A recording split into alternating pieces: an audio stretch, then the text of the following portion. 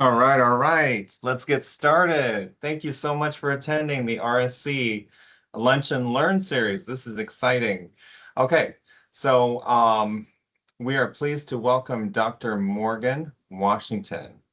So Dr. Washington is a faculty member in the Graduate School of Exercise Science and Sport Management at Keiser University. She earned her PhD in kinesiology and sports management from the University of Houston, where her research focuses on student athlete resources, performance, and well-being.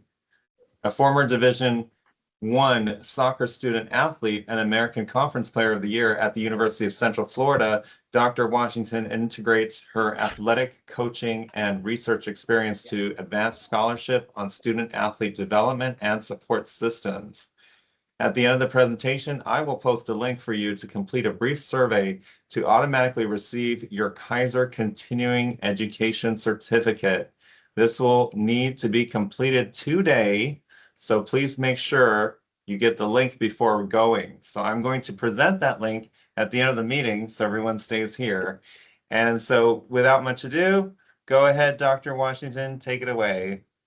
Thank you so much. Good afternoon, good lunch hour, and thank you all for being here today. My name is Dr. Morgan Ferrera Washington, and I'm so excited to present my research today for the RSC titled The Development and Validation of the Student Athlete Resource Inventory. This project represents over 5 years of work now during my doctorate and a deep commitment to better understanding the experiences of Division I student athletes. I was fortunate enough to have this research project funded by the NCAA, hard flex. So we are very thankful that hopefully we can be done with this project soon and get it out for publication. Today I'll walk you through the theoretical frameworks that guided the work, the methodology we use to build the scale, statistical findings, and what all this means for supporting student athletes in real and meaningful ways. So real quick, I'll tell you a little bit about myself. So in the top left, you can see me as a teenager playing soccer. I played soccer for over 20 years. I started when I was 4 years old, and I played and continued to the highest level at University of Central Florida, and then professionally with the Orlando Pride. After I finished soccer, I had this deep feeling of identity loss and a really hard transition into adult life. Soccer was all I knew, so I continued to college coaching, where I had 4 years of college division coaching Division I student athletes, and it was during COVID when I realized I wasn't the only one having these struggles with identity loss and not understanding myself or how to transition into the next phase of adulthood. So that's what made me want to go get a doctorate and made me want to better serve student athletes, yes, but also young adults. Development is one of the most important and vulnerable processes in a person's life. It's where identity takes shape, values are formed, and future pathways begin to solidify. For college students, this period is a critical phase of human development, but for student athletes, development happens under even more complex conditions. They're not just navigating academics and social life, they're also managing the intense pressures of sport, performance, and public visibility. The student athlete experience involves balancing multiple, sometimes conflicting demands. Their growth depends not only on their personal resilience, but also on the environment systems built around them. And while development is at the heart of the collegiate experience, it's important to remember that for many student athletes, college isn't just a time for growth. It's also a high stake environment with many unique stressors. I want to emphasize up front there is an unequivocal benefit to being a student athlete. The experience offers powerful opportunities for growth, connection, personal development that shape these individuals well beyond their time in college sports. But alongside those benefits, research has shown that student athletes face a very distinct set of challenges. For example, anxiety, depression, and burnout are increasingly common within this population. These mental health concerns are often combined with the pressure to perform athletically, maintain academic eligibility, and navigate social dynamics with their teammates, peers, their coaches. Cromer et al. Also highlighted that student athletes are at an increased risk of suicide compared to their non-athlete peers. Physically, student athletes are highly susceptible to overtraining and injury, while socially, many student athletes actually have shown to have isolation from their peers. They often miss out on the traditional college experiences that can lead to reduced social integration and fewer opportunities for peer support outside of sport. Finally, and potentially the most pressing issue in college athletics right now, financial burdens have become a critical stressor. Despite the perception that scholarships alleviate all financial concerns, Bieter et al. Found that many student athletes still struggle with food insecurity, housing concerns, limited access to resources, especially those who say are first generation students or come from an underserved background. These challenges don't just make life harder, they directly impact how student athletes develop as people. Whether they thrive or struggle often depends on what support they have access to and how those support show up in their daily experience. So that brings us to the concept of resources, the tools, condition, and supports that either fuel or hinder student athlete development. So what exactly are resources? Resources are defined as objects, conditions, personal characteristics, or energies that people value or use to achieve their goals. From this framework, individuals are seen as constantly striving to retain, protect, and build these valued resources. This drive isn't just about growth, it's about survival and adaptation, particularly in demanding environments like collegiate athletics. Hopfall's theory also explains that individuals are motivated to protect and build these resources. However, stress arises when there's a threat of resource loss, actual resource loss, or failure to gain resources after um, investing effort. For student athletes, these conditions happen frequently and often simultaneously. For example, a season-ending injury, coaching changes, transferring schools, or even an academic setback. When these resources are accessible and well integrated into the student athlete experience, they can be powerful contributors to both well-being and development. Now, on the flip side, a lack of these resources can hinder development. As Wang pointed out, when resources are depleted or unavailable, it can lead to elevated stress and even long-term developmental consequences.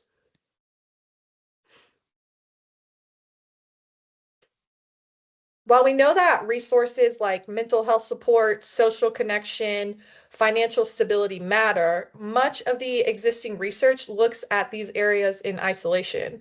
For example, just mental health or just physical well-being without considering how these resources interact with each other.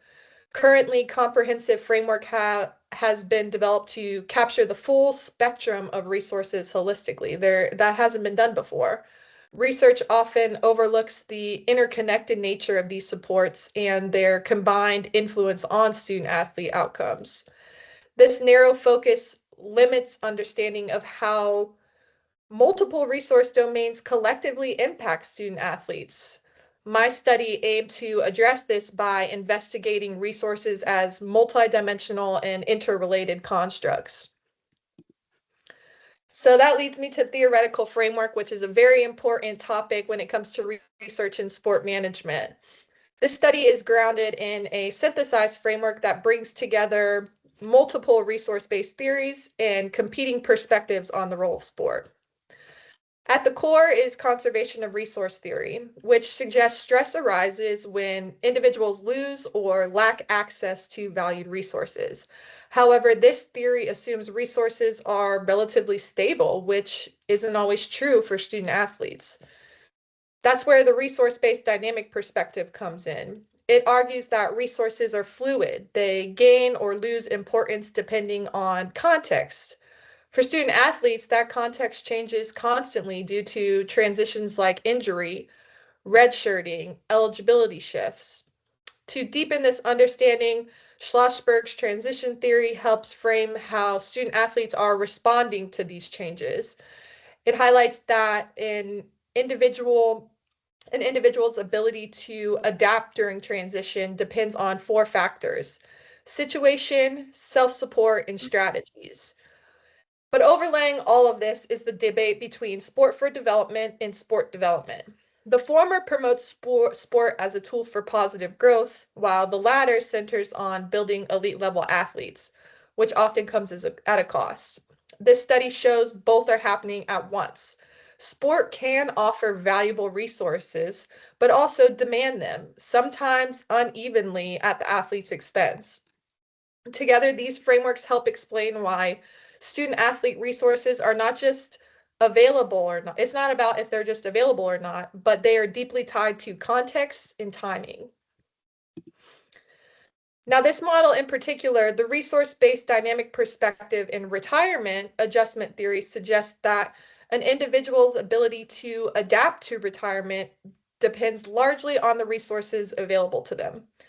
Essentially, the more resources a person has, the smoother their transition to retirement is likely going to be. However, if these resources decline during that transition, it can lead to greater challenges in adapting to post-retirement life. This model emphasizes not only that the initial level of resources are important, but also how these resources fluctuate over time during the retirement process. Resources in this context are multidimensional, encompassing various aspects like health, finances, social support, and emotional well-being.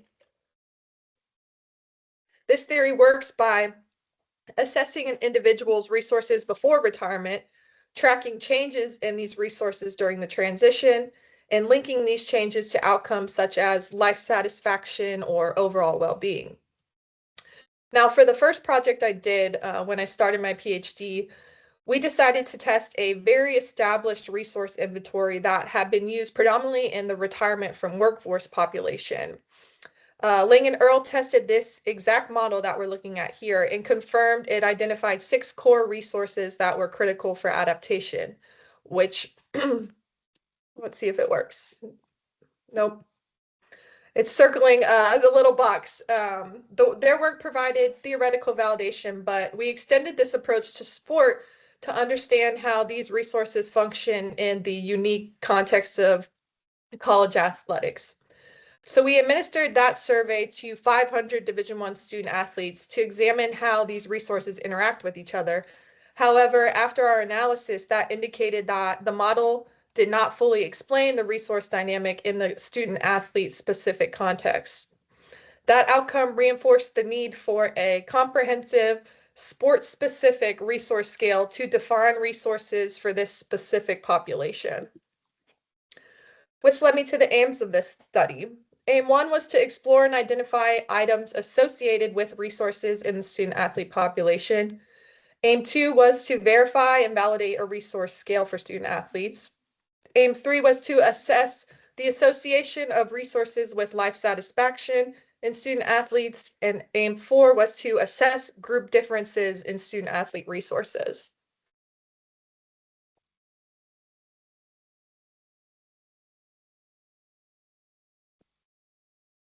So this project was divided into 3 main stages. Stage 1 was to identify domains to evaluate in phase 1. The first stage involved reviewing existing literature on various resources that impacted student athletes. I identified the key resources that were crucial for student athlete development and well-being. Stage 2 was to generate items and develop the actual questionnaire. In this second stage, I generated items based on the identified resource domains and developed a questionnaire tailored specifically to student athletes. In stage 3, I validated this questionnaire by forming an expert panel. This panel included student athlete researchers, coaches, sport and clinical psychologists. The questionnaire was sent to these experts to assess its face validity, and I modified it based on their feedback to ensure it accurately captured the resources that were relevant to student athletes. So the first step in testing the scale was exploring its factor structure using an exploratory factor analysis. The first step, this was conducted on a randomly selected subsample of 347 Division I student athletes from the total data set. The goal here was to identify which items clustered together to form unique resource domains, and then to remove any items that didn't meet the criteria for inclusion.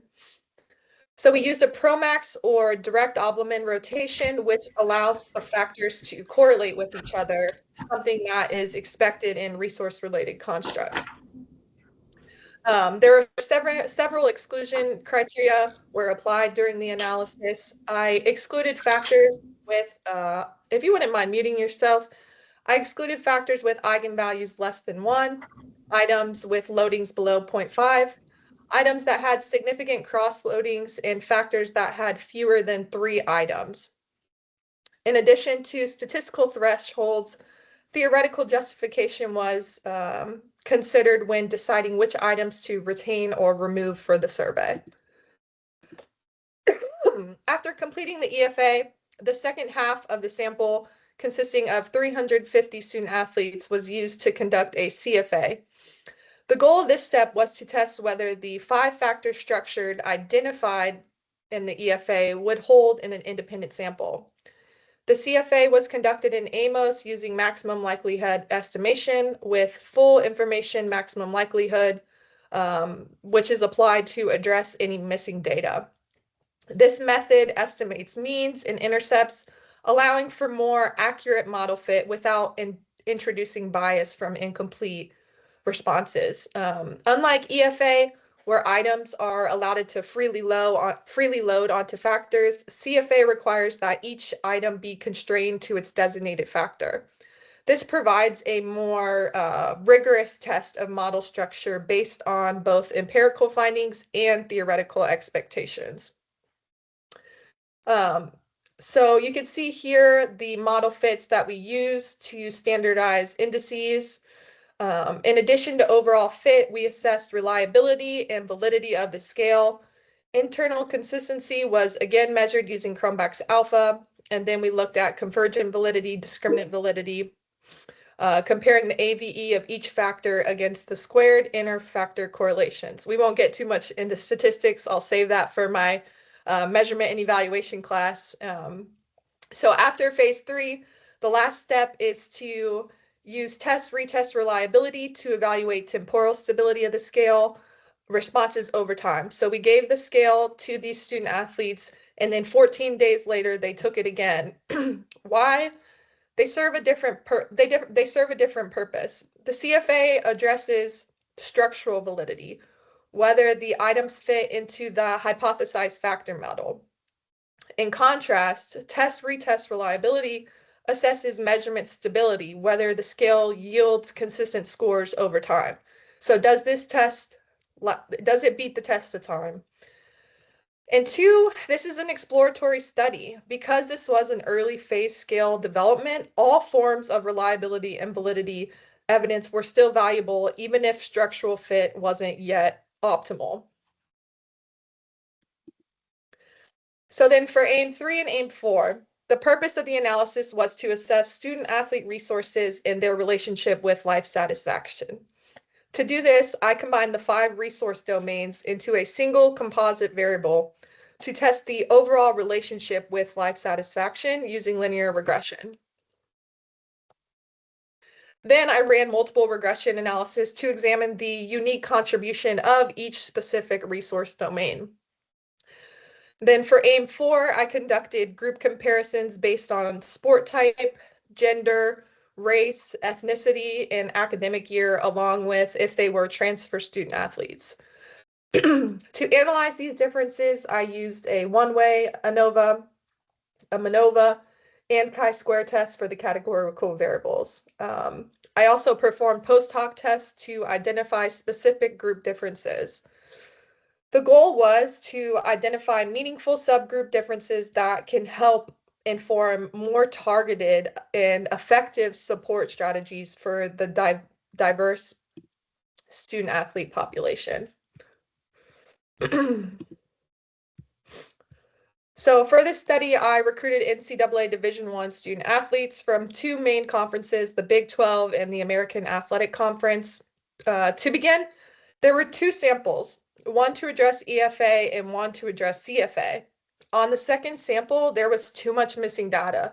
I was worried about our power, so I decided to combine them to get a total of 917 responses, which, pat on the back, that's still a lot of responses.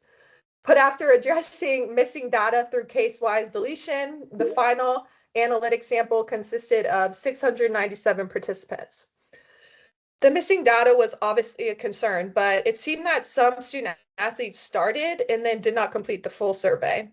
Those cases were all considered incomplete and removed, leaving us with 697, which was the final N. To support this scale development, the sample was randomly split into two independent groups, one group of 347 for the EFA and one group of 350 for the CFA. To make sure the groups were comparable, I ran chi-square tests across key demographic variables. There were no significant differences between the groups by gender, race, or NCAA eligibility year, which supports the validity of the random split. However, there was a significant difference in transfer status, with the CFA group having a higher proportion of non-transfer athletes. Excuse me. Recruitment was facilitated through the Director of Student Athlete Welfare and Development, and participants were incentivized with a $10 gift card courtesy of the NCAA grant. The demographics are a product of the full sample, which is 697. As you can see here, it was a relatively skewed demographic, heavily Caucasian and female, but was relatively spread throughout class year, transfers, and sport.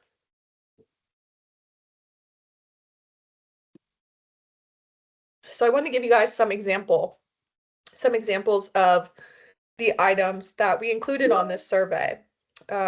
Physical resources, mental resources, you guys can read through those. I'm not going to read all of them, but these came from a study by Hobfall and Lilly. So I didn't just pull these out of my behind. They have come from reputable research, and we kept the questions that we felt were most applicable to student athletes. We also did financial/instrumental resources, social resources. These were all based on a 1 to 5 Likert scale. And then we had a very interesting section, sports-specific resources. So the original scale that we gave out was 5 sections, 71 questions total. I know, a lot. And it took about 15 minutes. Now for the fun part. So following the EFA, 24 items were retained in the final version of the Student Athlete Resource Inventory, which 24 questions seems to be a lot more doable.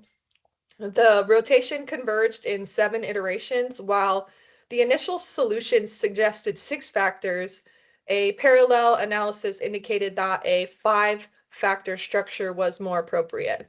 So these were my final 5 factors: social support, mental resources, financial resources, instrumental responsibility, and emotional resources. Together, these 5 resources accounted for approximately 57% of total variance. The overall scale reliability, which was measured by Cronbach's alpha, was 0.736, which this may appear moderate, but it's important to note that the Student Athlete Resource Inventory is a multi-dimensional construct. Cronbach's alpha can underestimate the internal consistency in such cases because it assumes unidimensionality. So subscale level alphas are more appropriate. They're the more appropriate metric here, and each subscale demonstrated acceptable to strong reliability. It was pretty good given this is something completely novel. The process resulted in the removal of 47 items from the original 71 pool, And the goal wasn't to force statistical fit, but rather to retain items that were both empirically sound and theoretically meaningful. So here are the EFA results. You can see these all kind of grouping together. SOC is social for factor 1. It's pretty cool to see them grouped together. Factor 2 and factor 3. And then factor 4 and factor 5, you can see mental. So here is the CFA model. I know, it looks a little crazy. I'll explain it to you. After identifying a 5-factor structure through the EFA, we move to the confirmatory factor analysis, or CFA, which is to test whether that structure held in a new sample. So the model you see here represents the 5 resources domains I identified: social support, mental resources, financial resources, instrumental responsibility, and emotional resources, with the lines showing how the items are expected to relate to each other. So all those lines going every which way. The arrows going directly to the items, those are saying that's where they fit. The items connecting the ovals are just saying these are how these factors relate to each other, which is expected when resources are so interconnected. Now, what CFA asks is simple. Does the data fit the model? And the answer in this case is no, it doesn't fit. Unfortunately, it's not even close, where we can argue it's almost there. The CFI, TLI, RMSEA, they all fell outside of acceptable thresholds. So because of this, I explored alternative structures, including 4 and 6-factor models. However, these alternatives either did not improve model fit or resulted in factor structures that were not conceptually coherent. So in the end, the 5-factor model remains the most promising, but still insufficient by statistical standards. Imagine my disappointment. But that's okay. Construct validity was supported by the pattern of interfactor correlation. All 5 subscales showed statistically significant relationships with one another, with correlation coefficients ranging from 0.5 to 0.7. So what that means is they had strong associations among the resource domains. Importantly, none of the correlations were so high as to suggest redundancy between factors. So that supports that this is a multidimensional framework. In other words, while the resource domains such as social support, emotional resources are related and interconnected in student athletes' lives, they are also measuring distinct concepts. This is exactly what we would expect in a valid scale that's designed to capture different but overlapping types of support and responsibility. So even though the overall model fit was weaker than anticipated, this level of construct validity reinforces that the scale is conceptually grounded and points towards refinement rather than the need to just start over. But I didn't give up. In this case, the SARI demonstrated excellent temporal stability with an ICC of 0.88 and a 95% confidence interval ranging from 0.876 to 900. These results were statistically significant, which is a good sign. It indicated that student athlete responses to the scale were highly consistent over time. So we're on to something, but we're not quite there. But I did not let this stop me. I did finding nothing is finding something. Isn't that what they say? For AIM 3, I first looked at the SARI score, combining all 5 resource domains, and found that overall resource access was a significant predictor of life satisfaction. Then I ran multiple regression using the 5 individual domains as predictors. The model was statistically significant and explained approximately 54% of variance in life satisfaction. So when I broke it down by domain, financial resources, instrumental responsibility, and emotional resources were significant predictors of life satisfaction. Mental resources and social support, while theoretically important, were not significant predictors in this model. For AIM 4, all statistical assumptions were met, I found that mental resources differed by race, while individual sports showed to have more mental and social resources than team sports. Seniors also reported the highest resource access, which makes sense. You've been there for 4 years, compared to freshmen who showed the lowest, and females reported more social resources than male. Now, what does all this mean? The important stuff. So, to be upfront, my primary goal was to develop and confirm a valid, reliable scale to measure student athlete resources, but I did not find what I set out to find. The CFA did not confirm the model, but this is not a failure. It's an opportunity to dig deeper. So let me walk you through why the scale didn't hold up structurally.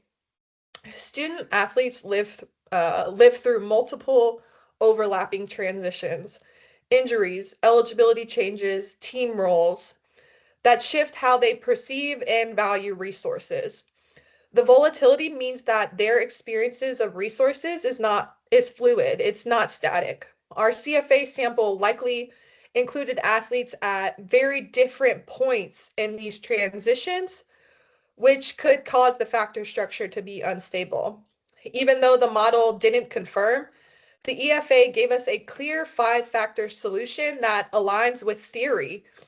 These domain challenges these domains challenge the traditional assumption that resources are just things that athletes receive. Now, one domain stands out to me as something completely novel. So, instrumental responsibility. Many student athletes see themselves as providers of resources, whether that be emotional, financial, logistical, rather than just recipients. This is a critical insight because it extends Hobsbawm's theory. Stress doesn't only come from resource loss or threat, it can come from being used as a resource. This dynamic adds a layer of pressure and burden, especially on marginalized athletes, and pushes back on the simplistic sport for development narratives that paint sport as an unmitigated good. So, while I didn't get the clean scale I hoped for, what I uncovered speaks volumes about the complexity of student athlete development. The fluidity of resource perception, the burden of providing support, and the variability introduced by career transitions all show why static measurement tools fall short. What my data suggests is that these two perspectives are not always compatible. For some athletes, sport is truly developmental. For others, it amplifies stress, it isolates them socially, or accelerates burnout. So if we're going to study sport as a developmental context, we need to account for the conditions under which it actually fosters growth and when it doesn't. These findings also illustrate the core tension in sport today. Sport undeniably promotes personal growth, resilience, social connection, but it also amplifies developmental strain and pressure. This dual reality means the value of sport as a developmental tool is conditional. It's not guaranteed. Sport must be understood as a context-bound influence. Its impact depends on how well athletes are supported and the realities of their individual experiences, not as a universal solution to youth development. Now for aim 3, let's talk about something that actually came out. Financial resources, instrumental responsibility, and emotional resources were significant predictors of life satisfaction. Mental resources and social support, while theoretically important, were not significant predictors in this model. At first, this didn't make much sense to me because when I stepped back and viewed this through, the lens of the resource-based dynamic perspective, it actually makes sense. The framework reminds us that resources are not static. They're dynamic. They're constantly shifting in relevance, usefulness, and availability depending on the person's context, identity, and the timing in their life course. So even though student athletes might have social or mental support on paper, these resources might not feel helpful in the moment. Maybe their social network doesn't get what they're going through. Maybe the mental health resources available to them feel superficial or inaccessible. So while these supports are technically present, they're not functionally meaningful, and that's what matters when it comes to life satisfaction. What this tells me is we can't assume that having resources is enough. It's about whether those resources are trusted, timely, and relevant to what the athlete is actually navigating in the moment. And this is where the dynamic perspective is so important. It shows us that resource utility is not fixed. It fluctuates, in our measurement and our support programs need to reflect that complexity. So rather than thinking of social and mental support as universally helpful, this study suggests we need to ask deeper questions about when and how they matter and for whom. Now,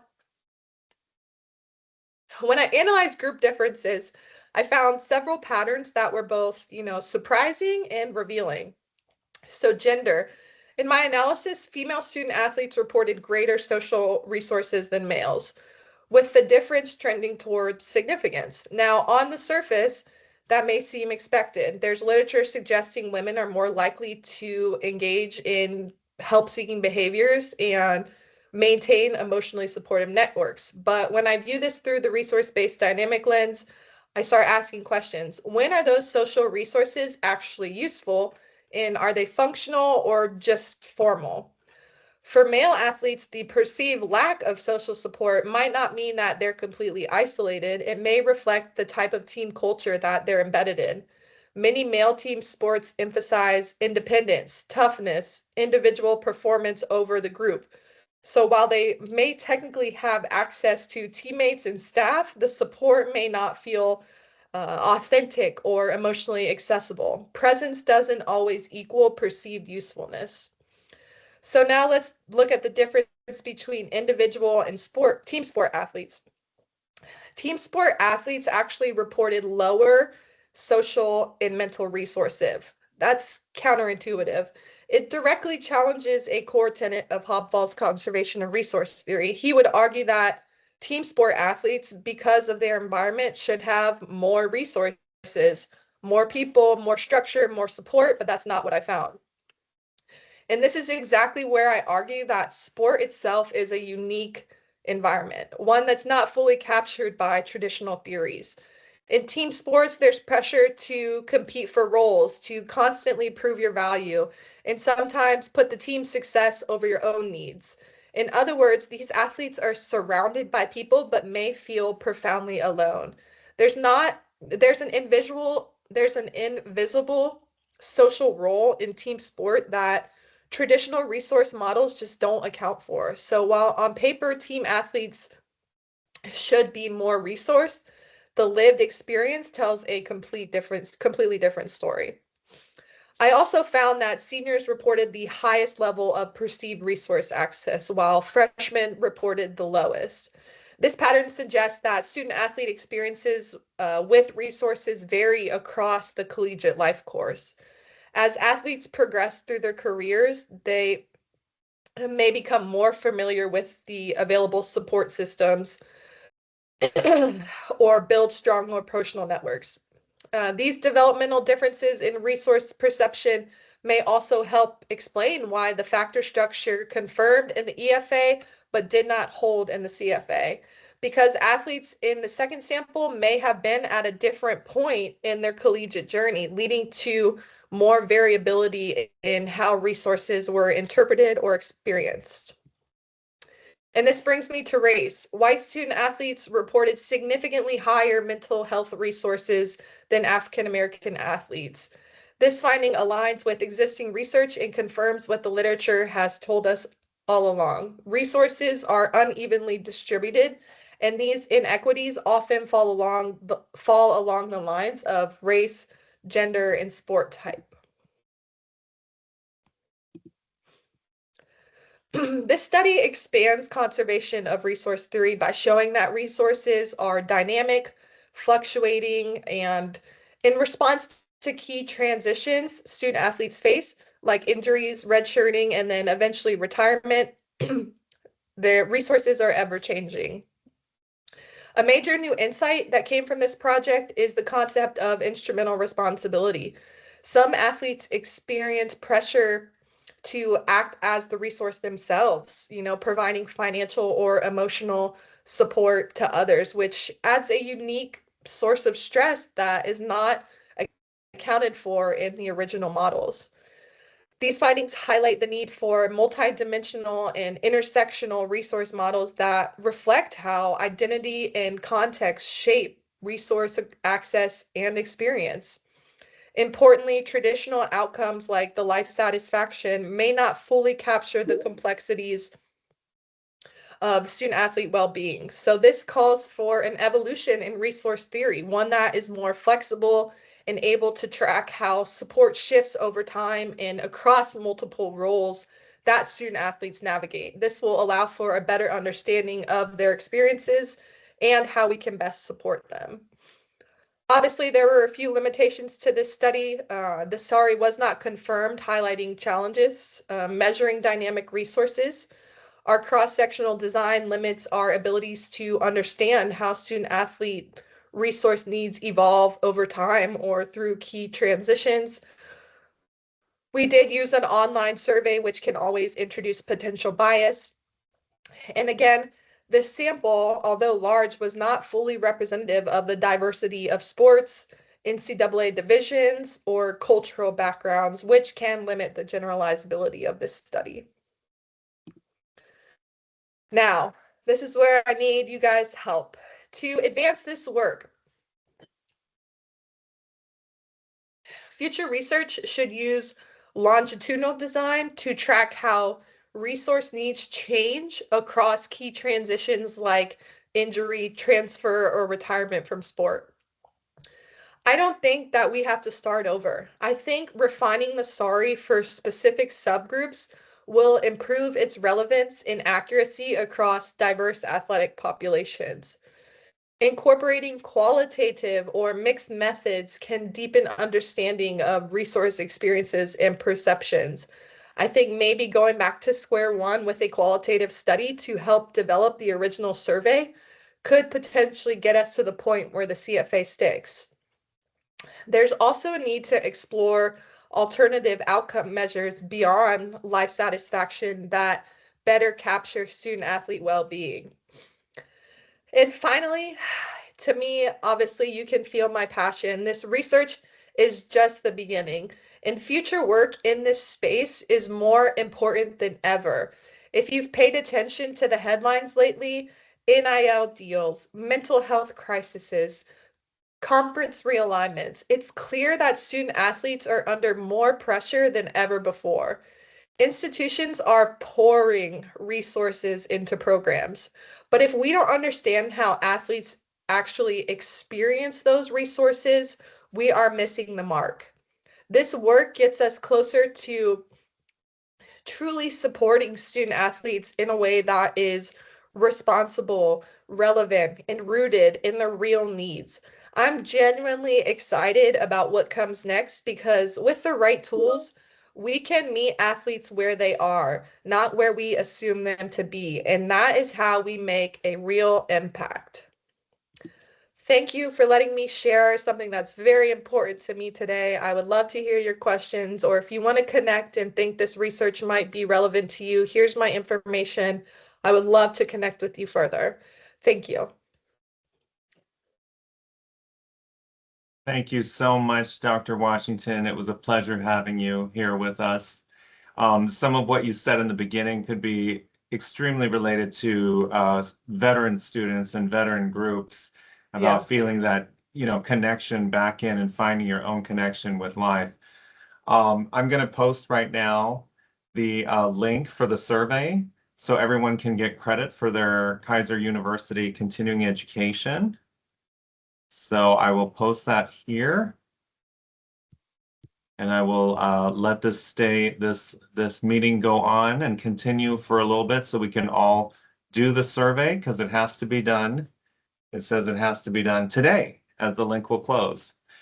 Dr. Peluso, do you have any comments or anything that you'd like to share? I wonder if she's still here. I know we had a great comment from Dr. Mendelson before, and that's in the chat. Anyway, thank you so much. I appreciate you and everyone for coming, and see you at the next RSC. All right? Thank you all. Take care. Bye-bye.